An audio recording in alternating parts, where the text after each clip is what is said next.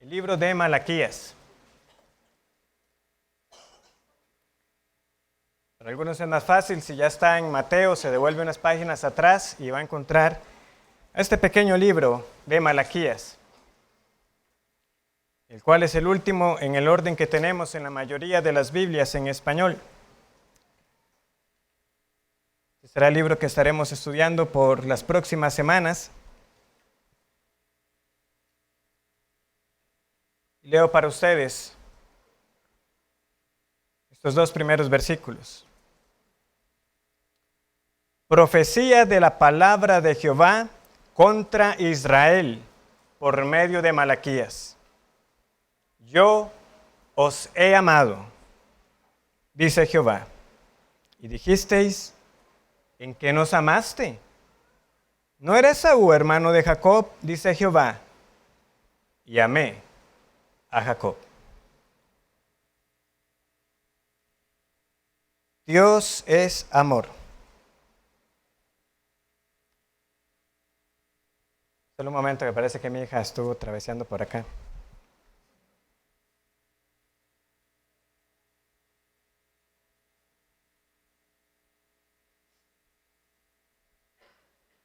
Ahora sí, Dios es amor.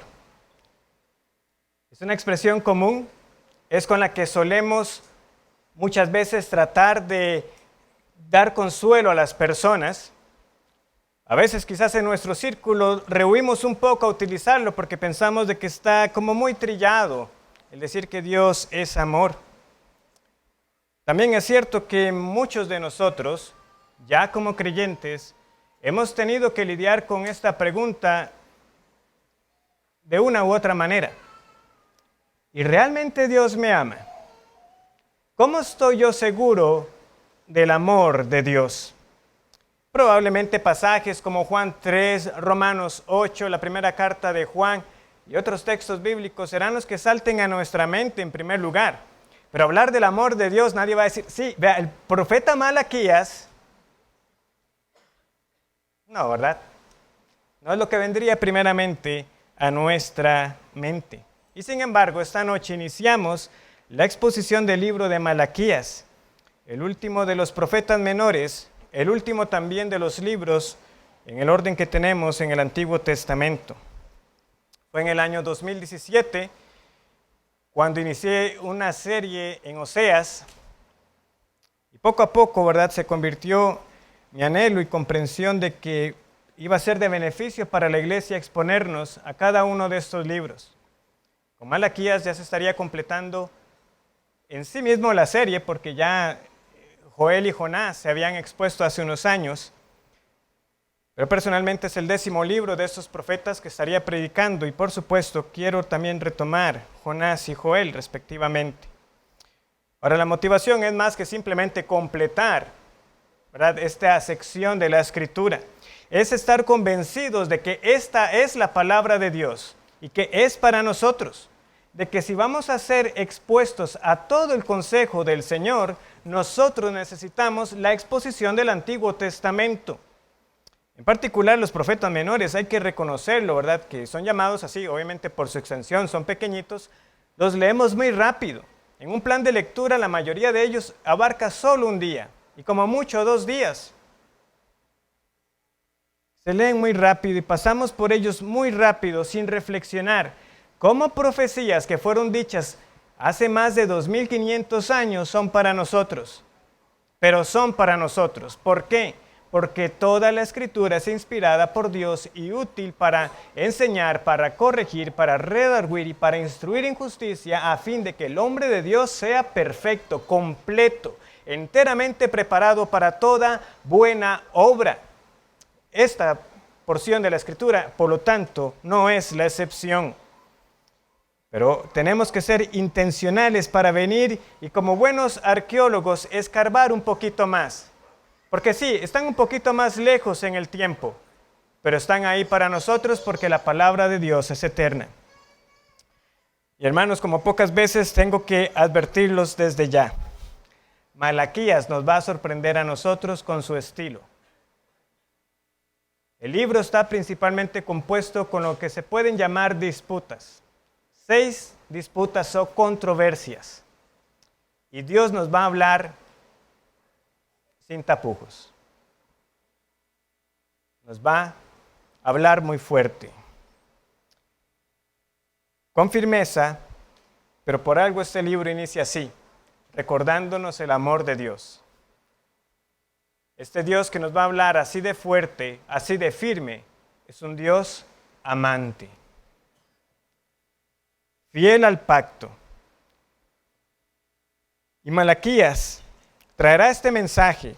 Y en medio de todas estas amonestaciones, por supuesto, también habrá evidencias muy claras de que este libro nos lleva a Cristo. Porque Malaquías hablará del mensajero que el Señor preparará. Y es muy hermoso para nosotros que en la providencia del Señor, como quedaron en el orden los libros, que usted lee Malaquías, pasa a Mateo y en unas pocas páginas está leyendo de acerca de Juan el Bautista, aquel que fue el mensajero que preparaba el camino para el Señor, nuestro sol de justicia. Sí, será muy evidente. Juan el Bautista lo dirá, el reino de los cielos se ha acercado. Y hoy vamos a estudiar estos primeros 5 versículos de Malaquías que nos presentan a nosotros, obviamente, ante la introducción del libro, pero sobre todo, que será el corazón del sermón, la primera disputa.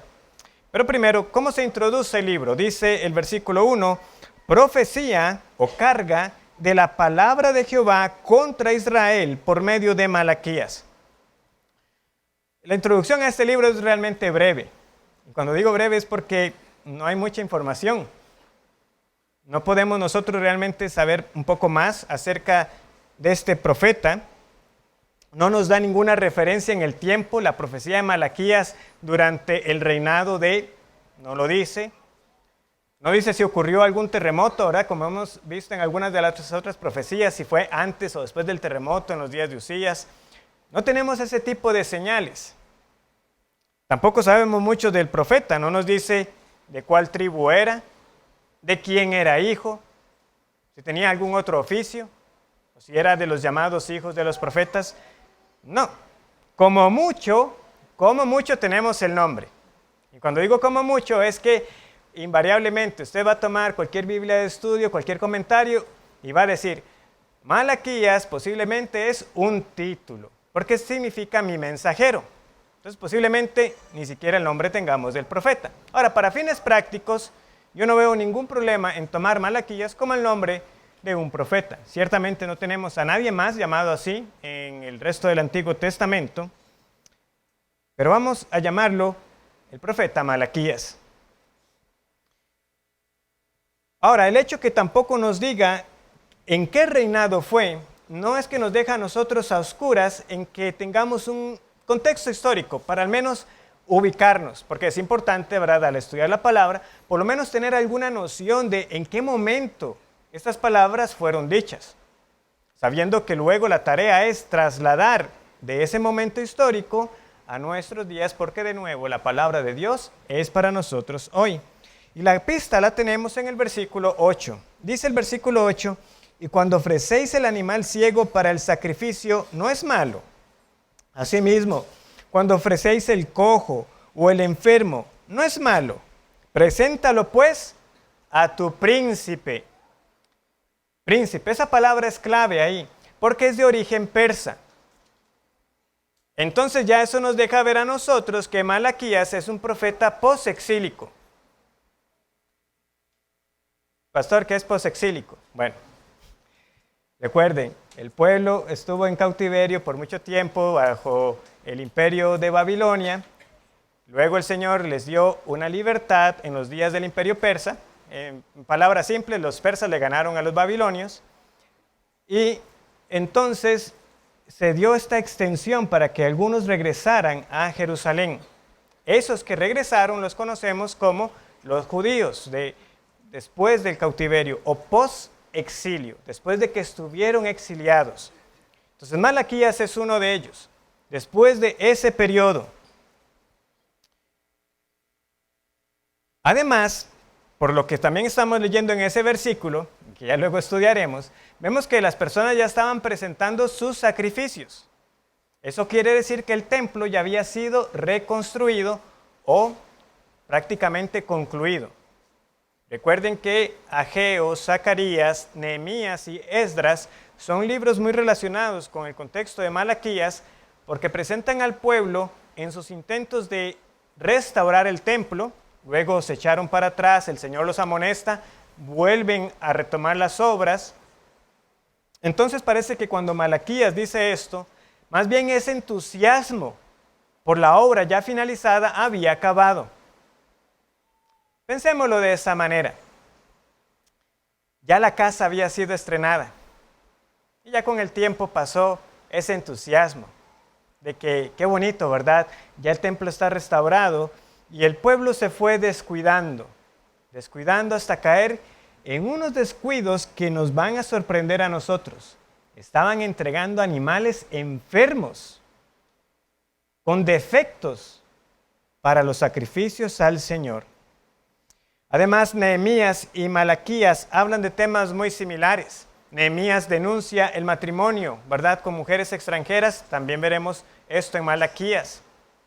Veremos amonestaciones contra los sacerdotes en Nehemías. También las tenemos aquí en Malaquías. Por lo tanto, es posible que Malaquías profetizara un poco antes o incluso durante los días de Nehemías y Esdras. En resumen, podemos suponer un periodo entre el año 500 y 450 antes de Cristo. Ahora, ese fue el momento histórico en el cual estas palabras fueron dichas. ¿Qué más podemos decir nosotros?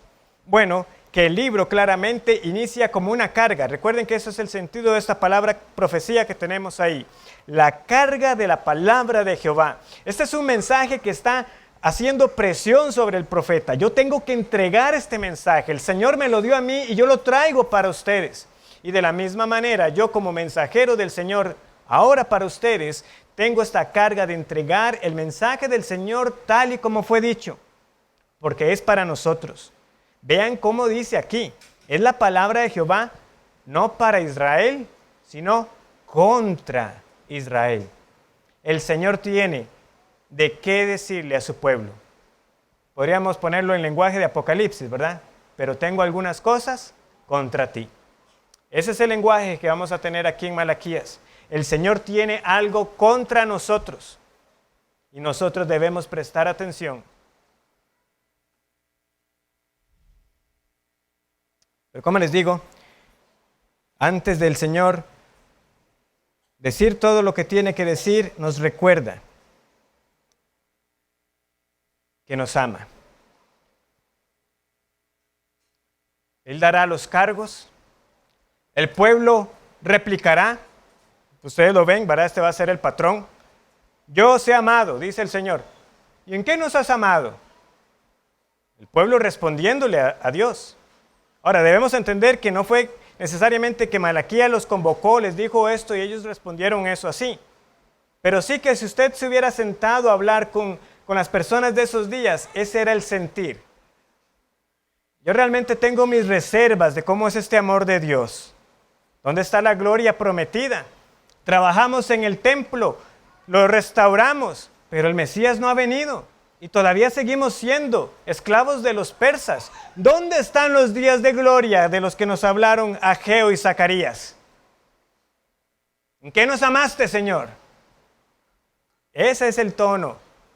Esa es la actitud que estaba permeando. Entonces son 6 disputas. La primera tiene que ver, para usar la palabra que aprendimos en la mañana, el autorretrato, el carácter del Señor. Primero Dios va a recordarnos que Él es un Dios de amor. En la segunda disputa, Él va a recordarnos que Él es Padre y Señor de nosotros. En la tercera nos va a recordar que Él es un Dios fiel, también como Padre y Creador. En la cuarta controversia, Él nos recordará que es un Dios justo. En la quinta nos va a recordar acerca del arrepentimiento que debemos tener para con Él y su inmutabilidad, de que Él es un Dios que no cambia. Y finalmente, en la sexta, Él va a reprender a aquellos que lo difaman, porque Él es un Dios de verdad. Esas son las 6.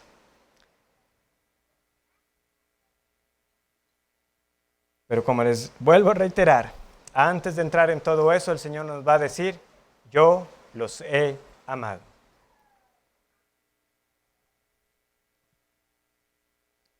Para los que están casados, ¿qué es lo que ustedes anticipan? Si su cónyuge los llama y les dice, tenemos que hablar. Y lo primero es decirle, ¿tú sabes que te amo? Bueno, quizás lo que me va a decir es algo muy serio. Yo os he amado. ¿Qué tenemos que entender nosotros con esta declaración del Señor? Yo os he amado, dice Jehová.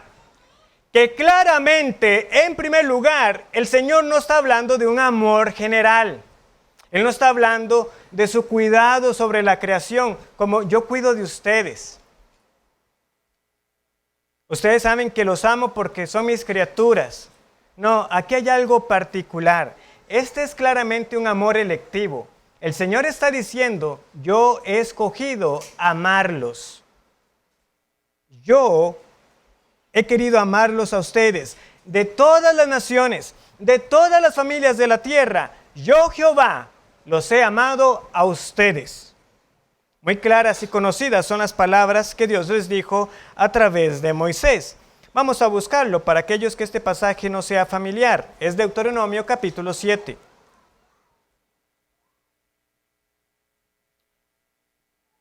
En Deuteronomio capítulo 7, versículo 6, el Señor a través de Moisés dijo lo siguiente.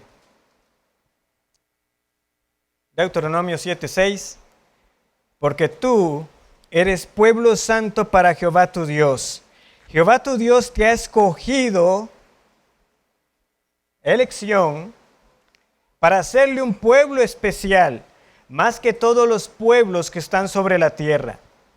No por ser vosotros más que todos los pueblos os ha querido Jehová y os ha escogido, pues vosotros erais el más insignificante de todos los pueblos, sino por cuanto Jehová os amó y quiso guardar el juramento que juró a vuestros padres. Os ha sacado Jehová con mano poderosa y os ha rescatado de servidumbre de la mano de Faraón, rey de Egipto. ¿Por qué fueron escogidos? ¿Por qué un pueblo particularmente de entre todos los otros pueblos fue el objeto de este amor del Señor? Porque Dios así lo quiso. No porque ustedes eran más que otros, sino porque Jehová quiso. Porque es un Dios fiel, Él hizo un juramento, le juró a Abraham, le juró a Jacob. Y Dios cumple lo que promete. ¿Pero por qué escogió a Abraham y no a otro? Porque Dios así lo quiso. Yo os he amado.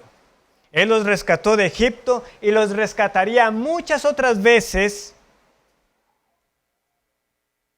¿Por qué? Porque es un Dios fiel, porque es un Dios que ama. Y los días de Malaquías no eran la excepción. Aunque ellos estuvieran juzgando por las circunstancias externas de que no habían como señales del favor del Señor, Dios les dice, yo a ustedes los amo.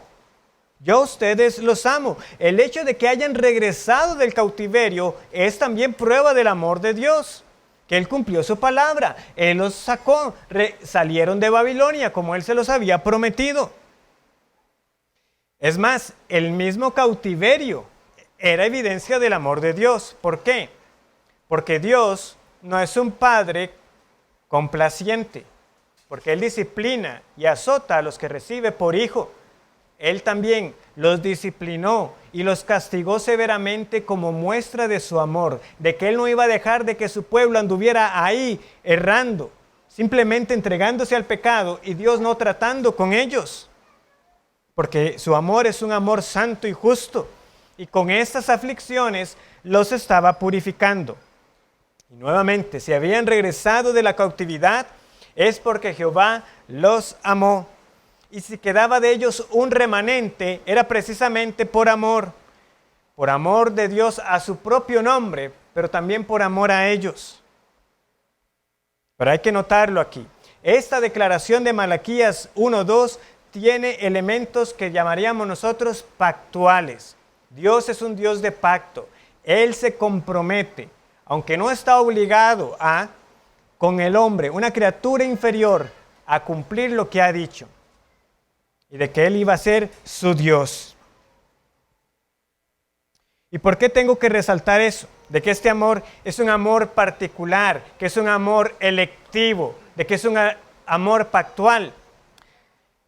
Porque nosotros, los seres humanos, hemos corrompido la palabra amor, pero eso no es algo reciente.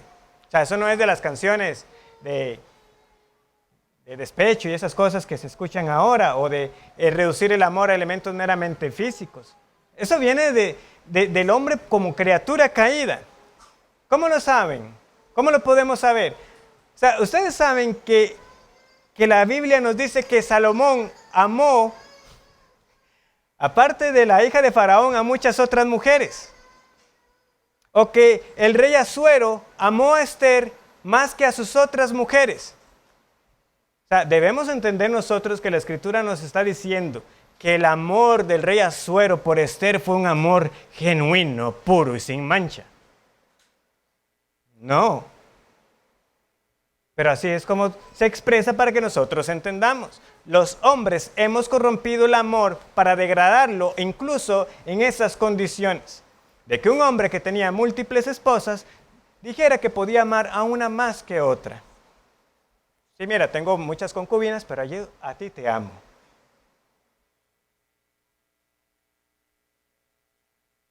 Pero cuando Dios dice que nos ama, nos da a entender a nosotros que somos objeto de su atención y favor particular. Yo quiero que usted se detenga a considerar esto. El Dios infinito, el Dios santo, el Dios justo, el Dios independiente, que nada necesita de nosotros, dice de usted y de mí, si somos de su pueblo, que somos su particular tesoro.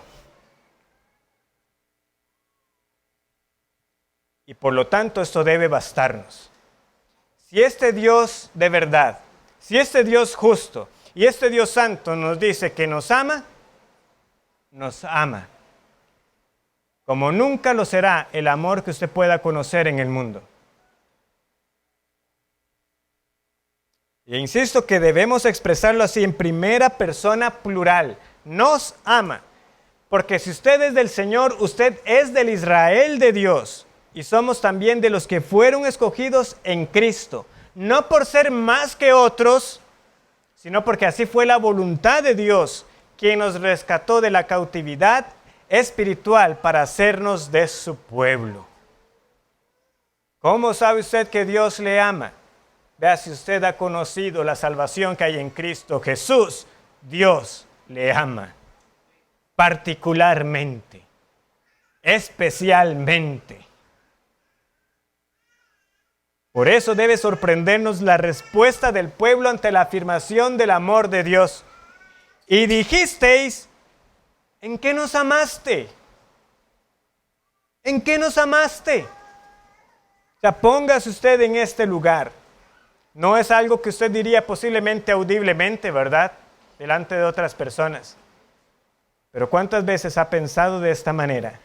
¿Y cómo es que Dios me ama? O Dios, si tú me amaras, tal cosa. Condicionando, cuestionando el amor de Dios. De nuevo, si era cierto que los amaba, ¿dónde estaban las promesas de restauración? ¿Dónde estaban los grandes días donde ellos volverían a ser una nación que iba a conquistar a todas las demás naciones para que todas sirvieran al Dios verdadero? ¿Dónde estaban esas promesas? ¿En qué nos amaste? ¿Dónde estaba el Mesías prometido? ¿Qué sucede aquí? Ellos están juzgando el amor de Dios por sus circunstancias presentes. Como señala un comentario bíblico, aquí hay un contraste penoso con las lágrimas y ternura del amor de Dios con el reto de ellos. La raíz de su pecado era la insensibilidad al amor de Dios y a su propia impiedad. Habiéndole sido quitada la prosperidad, quieren decir que no tienen pruebas del amor de Dios. Ellos miran lo que Dios les ha quitado, no lo que Dios les había dejado. Muchas veces el amor de Dios es menos reconocido donde más se manifiesta. No debemos inferir que Dios no nos ame porque Él nos aflija. ¿Cuántos de nosotros hemos sido como este pueblo ingrato? Viene dificultad económica, ¿dónde está el amor de Dios? Viene un quebranto de salud, ¿dónde está el amor de Dios? Viene la muerte de un ser querido, ¿dónde está el amor de Dios? Si Dios me ama, ¿por qué permite esto en mi vida? O en la de mis seres queridos. ¿Por qué parece que a los incrédulos les va mejor? ¿Por qué tengo yo que estar viviendo con esta conciencia que me acusa del pecado? ¿Dónde está ese gozo y esa felicidad supuestamente de la vida cristiana? ¿Por qué parece que me esfuerzo y me esfuerzo y me esfuerzo y no veo esos esfuerzos ser prosperados de parte del Señor? ¿Dónde veo yo tangiblemente que Dios me ama? ¿Ha sido esa su pregunta en algún momento? ¿De qué manera juzga usted el amor de Dios en el día a día? De nuevo, podemos tener la respuesta aquí en la cabeza. No, yo sé que Dios me ama, Él me ha salvado, me ha mostrado a Cristo, pero en el día a día, cuando las circunstancias no han sido favorables, ¿por qué es que ha cruzado por nuestra cabeza cuestionar el amor de Dios? ¿Por qué hemos llegado a tener dudas de que Él realmente nos ama?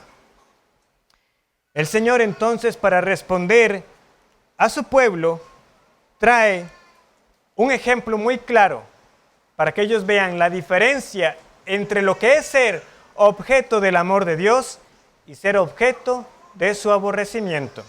Volvamos a Malaquías y volvamos a leer el versículo 2.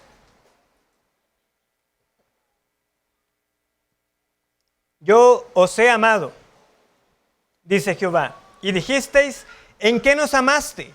¿No era Esaú hermano de Jacob, dice Jehová? Y amé a Jacob y a Esaú aborrecí. Y convertí sus montes en desolación y abandoné su heredad para los chacales del desierto. ¿Qué hace el Señor? ¿Quieren saber que yo los amo? Rebobinen y regresemos entonces a los días antes que fueran una nación. Ustedes son Israel, ¿verdad? La profecía es contra Israel. Usualmente cuando los profetas hablan de Israel, es para que ellos recuerden que aunque ya Samaria, ¿verdad?, había caído, siempre estaba esa esperanza de que todos iban a ser reunidos una vez más, que el pueblo del Señor es uno solo. Pero en el caso de Malaquías hay una intención adicional. Aquí, aunque solamente queda el remanente de la tribu de Judá, se habla de Israel. ¿Por qué?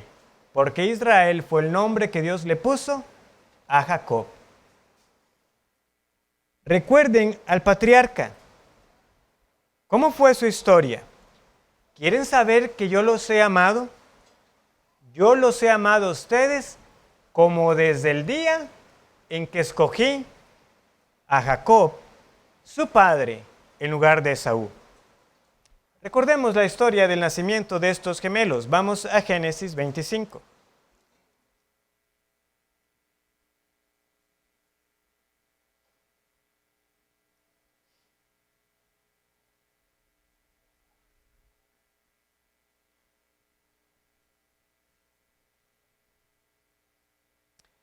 En Génesis 25, versículo 19, se nos narra a nosotros cómo Isaac llegó a tener por hijos a Jacob y a Esaú.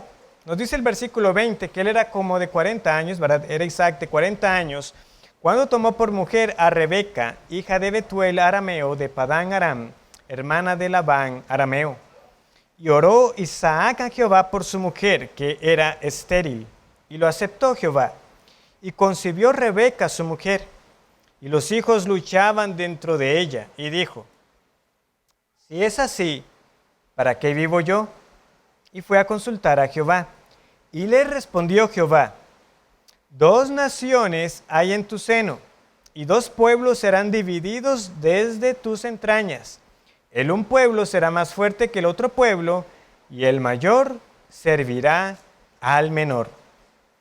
El resto del pasaje nos cuenta a nosotros cómo nacieron. Se nos dice que sale el primero, que fue Esaú, un niño muy velludo, y luego el segundo, que fue Jacob, y que debe su nombre precisamente por ese elemento curioso de que como bebé estaba sujetando el talón de su hermano, y por eso se le puso el que suplanta o engañador, Jacob.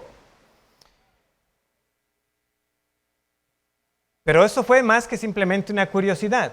El hecho de que uno naciera primero y el otro después tuvo implicaciones. ¿Por qué? Porque Esaú, como primogénito, tenía derecho a una mayor porción de la heredad. De hecho, era quien tenía que heredar la promesa que Isaac había recibido, de que Dios iba a hacer de ellos una gran nación. Pero Esaú era un hombre que vivía para los deseos de esta vida. A él poco le importó en su momento la primogenitura, al punto que un día llegó muy cansado, ¿verdad?, de ir a cazar, y Jacob, que era un aprovechado, tenía un plato de comida de color rojo, un guisante rojo. Y de ahí nace el nombre también con el que también conocemos a Esaú, Edom, que significa rojo. Y él le dijo, dame de ese plato de comida. Y Jacob le dijo, claro, pero me vende el derecho de la primogenitura. Y él dijo, aquí que me voy a morir, ¿para qué me importa? Y se le comió. Comió y se fue. Y así nos dice la Escritura que Esaú menospreció el derecho a recibir la promesa. Sin embargo, no todo termina ahí. Ese evento entre los hermanos, que hubiera parecido más como un trueque, ¿verdad?, muy desigual, se llegó a traducir en que, en efecto, Jacob se quedó con el derecho a la primogenitura. Él heredó la promesa. Como se nos narra, también la mayoría va a estar familiarizado con ese evento, ¿verdad? Su madre lo ayuda a disfrazarse para que escuche de parte de Isaac la promesa. Y él recibe todo. Cuando Esaú regresa y se entera, él desea matar a su hermano, porque donde escucha la bendición con que Isaac lo bendijo, él dice, yo lo voy a matar, porque la promesa era, usted un día va a hacerse lo suficientemente fuerte para que ya no viva bajo la servidumbre de su hermano. Básicamente eso fue lo que recibió. Y el otro heredó todo. El de él sí va a ser una gran nación. Pasa mucho tiempo en la historia, no puedo detenerme en todos los detalles. Jacob y Esaú tienen que reunirse. ¿Qué sucede? Antes de reunirse, Jacob obviamente está lleno de miedo. Él dice, mi hermano todavía seguro tiene deseos de matarme. Pero la noche antes, él se enfrenta contra el ángel de Jehová. Y su nombre es cambiado a Israel, el que pelea con Dios. Y aparentemente se reconcilian, pero ustedes también, de nuevo, ustedes tienen que llamarle la atención esto, ¿verdad? Esaú le dice, véngase a vivir conmigo. Eso es lo inverso de lo que más bien tenía que ocurrir. Él iba a vivir bajo la servidumbre de su hermano. Pero él dice, venga, tengo campo suficiente. Y Jacob le dice, sí, llegó más tarde, ¿verdad? Y no, nunca llegó. O sea, él se fue para otro lado. Entonces, uno diría, bueno, sí, se fueron formando 2 pueblos, parecería que ya cada quien hizo su camino, pero no. Pasaron los siglos y las naciones que se formaron de ahí seguían teniendo una rivalidad fuerte, al punto que cuando el Señor rescató a Israel de Egipto, ellos están atravesando el desierto, ¿y qué es lo que Moisés le pide a los edomitas? Por favor, déjenos cruzar, no vamos a tocar nada, el agua que nos tomemos se la pagamos. No cruzarás por mi tierra, y si cruzas saldré contra ti. Eso es lo que leemos. Números 20, 19 y 20, puedo leer para ustedes, dice, por el camino principal iremos, y si bebiéremos tus aguas, yo y mis ganados, daré el precio de ellas. Déjame solamente pasar a pie, nada más. Pero él respondió, no pasarás. Y salió Edom contra él con mucho pueblo y mano fuerte. No, ese rencor persistía después de muchos siglos. Como resultado, Israel se tuvo que desviar de su camino. Lo que hubiera sido un viaje más corto se tornó un viaje más largo, cansado y peligroso. Obviamente todo esto en la providencia del Señor. Pero lo que estoy destacando aquí es la rivalidad entre esos hermanos. Eso fue apenas el comienzo. ¿Pero por qué todo esto? ¿Por qué estoy haciendo este resumen? Porque un pueblo estaba viviendo de una manera, habiendo sido incluso esclavos en Egipto, pero siendo rescatados, y los otros como nunca aceptando la parte que el Señor les había dado, por lo que el Señor había establecido aún antes que ellos nacieran. A Jacob amé, mas a Esaú aborrecí. Como les dije, Isaac le dijo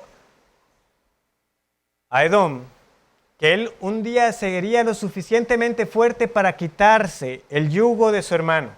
Y en algún momento eso fue posible. Si ustedes siguen leyendo con cuidado, en los días de un rey llamado Joram, se nos dice que los edomitas lograron rebelarse y pusieron su propio rey. Ya no le vamos a servir a ustedes. Ahora vamos a tener nuestro propio rey. Sin embargo, aunque ellos pensaban que finalmente se habían librado de servirle a Judá, ¿ustedes saben qué caracteriza muchas de las profecías del Antiguo Testamento? El día en que Edom sería nuevamente posesión de Judá. Así es como termina el libro de Amós, por ejemplo, que llegaría el día en que Dios iba a levantar la tienda de David y él iba a poseer el resto de Edom. O si quieren regresar unas páginas más atrás, en el libro más corto que tenemos, en el libro de Abdías, ¿qué es lo que el Señor les dice? En el libro de Abdías, versículos 3 y 4.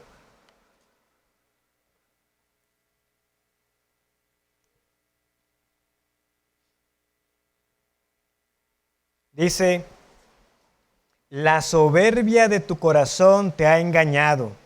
Tú que moras en las hendiduras de las peñas, en tu altísima morada, que dices en tu corazón, ¿quién me derribará a tierra?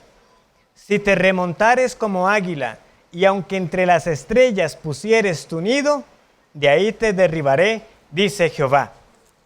Y así tenemos muchas otras profecías. El Señor diciendo, yo estoy contra Edom, yo estoy contra Edom, yo estoy contra los edomitas.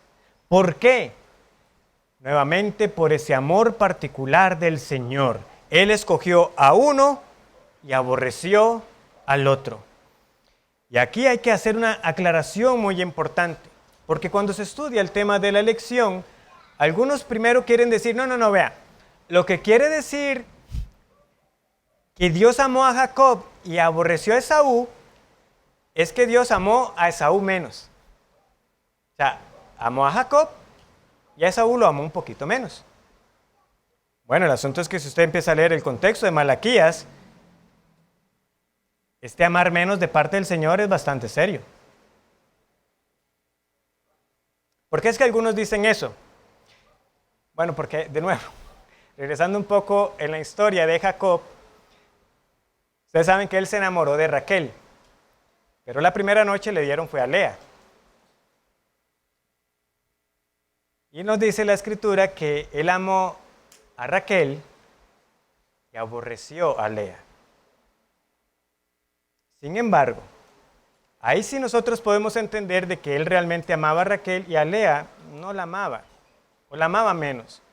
¿Por qué? Porque a Lea nunca la desechó completamente. De hecho, la llegó a amar y llegó a tener, de hecho, la que llegó a tener más hijos fue Lea. Y quien llegó a estar hasta el final de los días con él fue Lea. Pero es que no podemos para nada nosotros pensar de esa manera en el caso de Jacob y de Esaú, de que cuando Dios dice que lo aborreció fue que lo amó menos. ¿Por qué? Porque esto no es acerca de grados de amor. Porque esto no es acerca de que Dios amó a una nación y a otra la amó menos. Porque vean lo que dice. Y convertí sus montes en desolación y abandoné su heredad para los chacales del desierto. Cuando el Señor dice que aborreció a Edom, Él les está diciendo, aunque edifiques en los montes, de ahí te derribaré. Eso es aborrecimiento. Vean de hecho lo que continúa. Versículo 4. Cuando Edom dijere, nos hemos empobrecido, pero volveremos a edificar lo arruinado. Así ha dicho Jehová de los ejércitos. Ellos edificarán y yo destruiré. Y les llamarán territorio de impiedad y pueblo contra el cual Jehová está indignado para siempre. Y vuestros ojos lo verán y diréis, sea Jehová engrandecido, más allá de los límites de Israel. Queremos argumentar que aborrecer es amar menos. Vean entonces lo que luce amar menos de parte del Señor. Edifiquen y yo lo destruyo. Yo estoy indignados contra ustedes para siempre. Estas son las palabras del Señor contra todos los que son como Edom. Si usted es orgulloso, si usted es altivo, si usted piensa que usted puede prosperar con sus propias manos, independientemente del Señor, estas palabras son para ustedes. Dice el Señor, edifique y yo se lo botaré. Construya y se lo derribaré. Vean que la esperanza de Edom era que aunque ellos eran una nación pobre, algún día iban a salir de esa pobreza. Oigan, no es así como algunas personas se expresan, ¿verdad? No, yo voy a salir adelante. Y claro, el Señor ha dejado el trabajo para traer bien a la vida de los hombres, para avanzar y prosperar. Pero el asunto es que en el caso de Edom hay una jactancia. Ellos están diciendo, por nuestra mano prevaleceremos. Y el Señor está diciendo, no. Construyan y yo lo boto. Construyan y yo lo derribaré. De hecho, ¿por qué es que Edom dice aquí que se han empobrecido? Los babilonios no solamente atacaron a Judá, ellos arrasaron con varias naciones a su paso. Edom no fue la excepción. Entonces ellos también sufrieron. Pero ¿saben qué fue algo interesante en el caso de ellos? Que aunque ellos sufrieron, como a Judá le estaba yendo mal también, ellos estaban diciendo, qué bien, les está yendo mal. Y se dice que ellos ayudaron a los babilonios en atacar a Judá. También ha conocido personas así ustedes. A mí me está yendo mal, pero como al otro también, en eso me alegro. Bueno, eso es lo que dice el Señor. Para los que son así, yo estoy contra ustedes. Esos eran los edomitas. Ellos tenían la esperanza de que iban a salir adelante. Y de hecho, hay un punto en la historia en que ellos llegan como a resurgir. Y si ustedes buscan el monte Petra, la ciudad de Petra, se van a encontrar con algo muy bonito. O sea, realmente habían construcciones sobre esas montañas y sobre esas cuevas hermosas. Pero ¿saben quién se quedó con eso? No fue Edom. Edom fundó Petra, pero ellos no se quedaron con Petra. ¿Quién se quedó con esa ciudad? Los nabateos. Se la quitaron y nunca más la pudieron recuperar. Edom tuvo que retirarse y se quedó habitando en el Negev, y luego los conocemos como los idumeos. Y después de la caída de Jerusalén ya no sabemos nada más de ellos. ¿Qué le pasó a Edom? En efecto, no prosperaron. Les ocurrió lo que el Señor les dijo.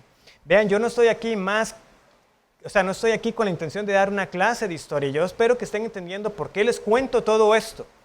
Es que la palabra del Señor se cumplió. Él dijo, yo estoy contra ustedes. Y Edom nunca más se levantó para prosperar. El Señor los derribó. Y después, nunca más sabemos de ellos como nación. No importa cuántas veces lo intentaron, todas las veces fueron vencidos. Ellos edificarán y yo destruiré, dice Jehová. Eso es tener un vistazo de cómo luce el aborrecimiento del Señor.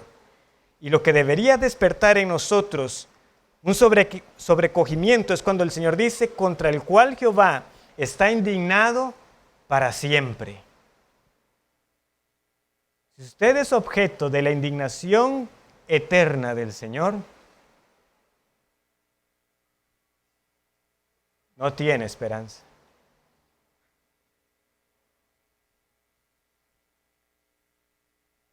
Pastor, pero hay algo todavía que no me queda claro. Está bien, Esaú fue un hombre violento, pecador, la nación que salió de él también, violenta, orgullosa, jactanciosa. Pero ¿por qué Dios escogió a Jacob? Si fue un engañador, si fue un mentiroso también. ¿Por qué Dios escogió a esta nación y no a otra? ¿Y por qué en última instancia Dios escoge a unos individuos por encima de otros? El testimonio claro de la Escritura es que Dios elige. Y hay pruebas abundantes para ello. Todo cristiano, al leer la Escritura, debe reconocer que hay una doctrina de la elección, que a veces ha sido sujeta a pasiones y debates. Porque el asunto no es tanto si Dios elige. La pregunta que suele traer el meollo del asunto es, ¿sobre base de qué? ¿Por qué? Unos sí y otros no. Bueno, el Espíritu Santo nos ha dado a nosotros la respuesta. Malaquías 1:2 es citado por Pablo en Romanos capítulo 9. Por lo tanto, vamos a Romanos capítulo 9.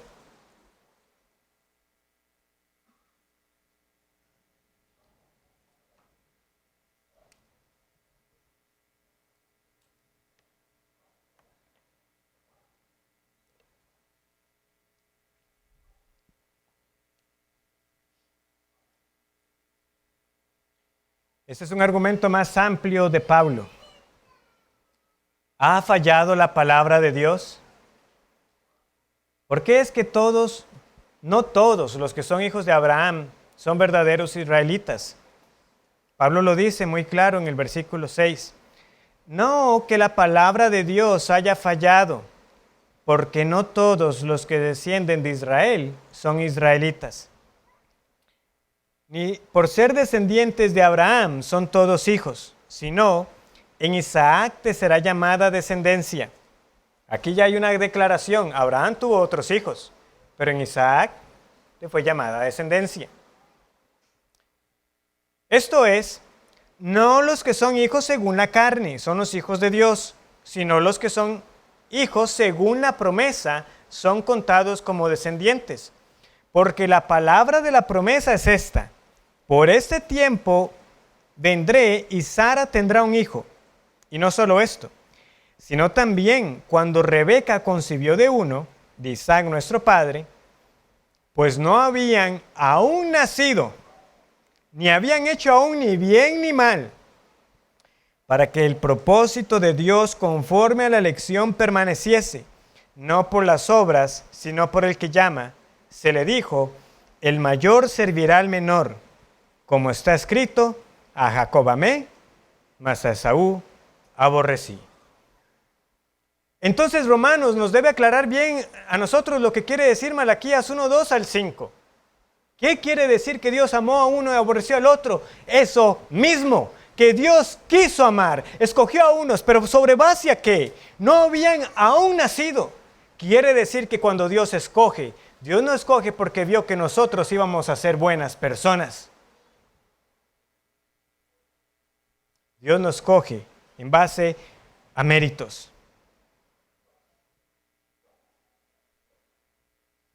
Cuando Dios escoge a uno y pasa por alto a otro,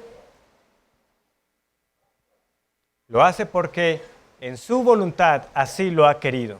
Y sin embargo, hay que reconocer que las palabras tienen aquí una fuerza implícita, porque Saúl no fue simplemente pasado por alto, sino que fue objeto de la ira justa de Dios. No habían hecho ni bien ni mal. Entonces, de nuevo, a alguien le puede surgir la pregunta, pero entonces, si no habían hecho ni bien ni mal, ¿por qué escogió a Jacob? El Espíritu Santo se adelanta a nuestras objeciones, versículo 14. Porque ¿qué es lo que le queda a uno, verdad? Como un sabor como que injusto. No. ¿Qué pues diremos? ¿Que hay injusticia en Dios? En ninguna manera. Pues a Moisés dice, tendré misericordia del que yo tenga misericordia, y me compadeceré del que yo me compadezca. Así que no depende del que quiere ni del que corre, sino de Dios que tiene misericordia. Es como si el Señor se anticipara a todas nuestras objeciones. Él nos da palabras claras, incuestionables. Yo tengo misericordia del que yo quiera tener misericordia.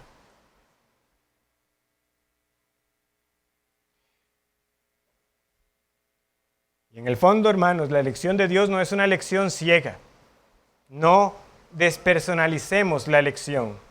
Dios no simplemente dijo, aquí sí, aquí no. Eso no fue la elección del Señor, fue intencional. Pero de nuevo, en ese misterio de la profundidad de la eternidad, yo no puedo responder por qué escogió a unos sí para salvación y a otros no.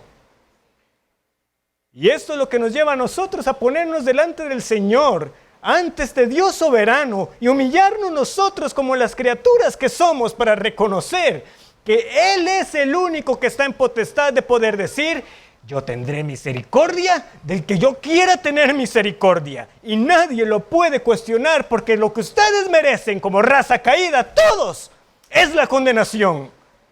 Pero de unos he querido tener compasión.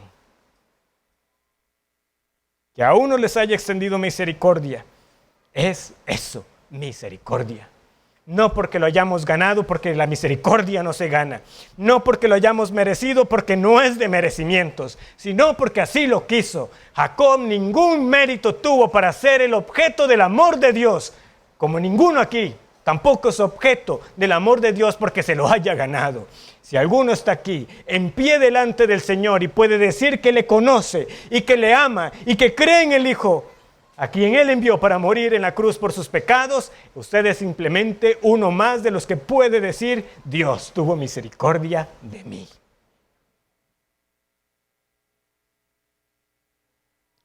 Él escondió estas verdades de los sabios y entendidos. Esa fue la oración de Cristo. Yo te alabo, Padre, porque escondiste estas cosas de los sabios y entendidos, y en cambio se las ha mostrado a los necios, a los débiles, a la escoria del mundo.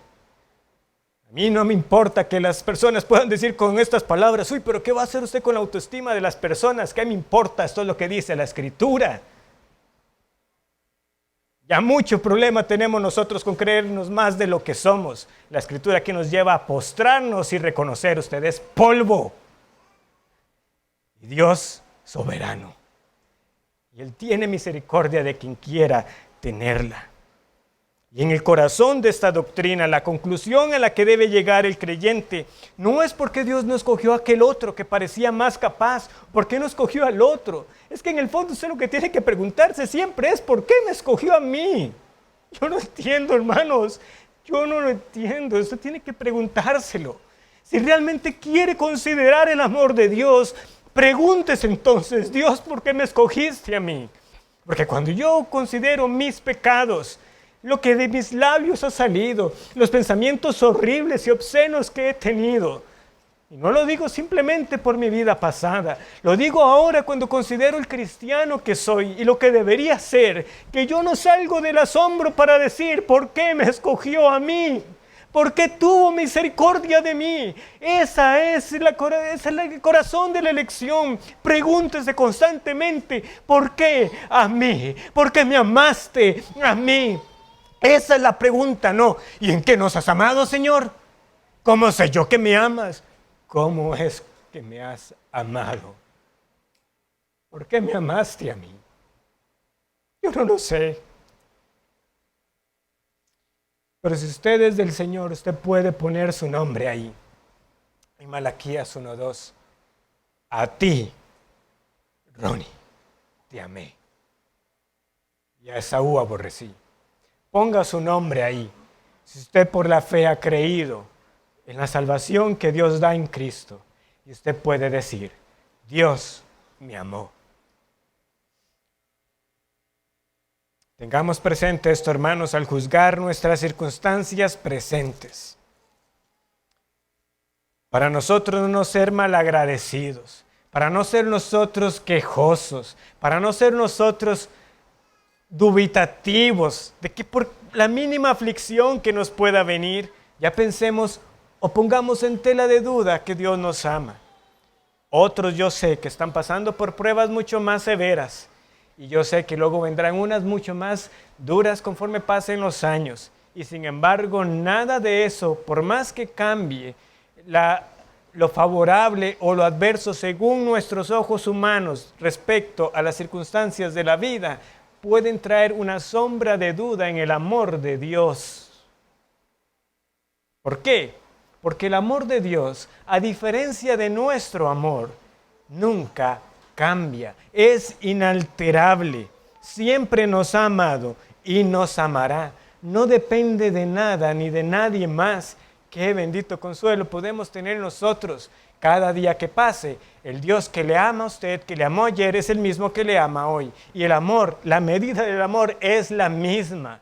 Usted puede descansar en ello plenamente. Pero aún así, si tiene dudas del amor de Dios, ¿qué debemos hacer nosotros? Nuevamente, ir al mensaje del Evangelio. Mas Dios muestra su amor para con nosotros en que siendo aún pecadores, Cristo murió por nosotros. Recuérdese eso cada instante, a cada momento en que venga el enemigo o su propia debilidad a querer teñir, a manchar esta preciosa doctrina de la elección y del amor electivo de Dios.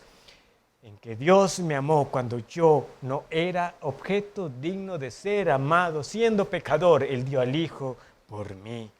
El Padre dio al Hijo. ¿Qué prueba más necesitamos, hermanos? Lo más precioso, lo que muchos de nosotros, aún en nuestra condición caída, no haríamos, de dar nuestros hijos por alguien más. Es lo que el Señor hizo por nosotros. Dio al Hijo perfecto, santo, sin mancha. Y si Dios es por nosotros, ¿quién contra nosotros? ¿Quién acusará a los escogidos de Dios? ¿Quién nos condenará?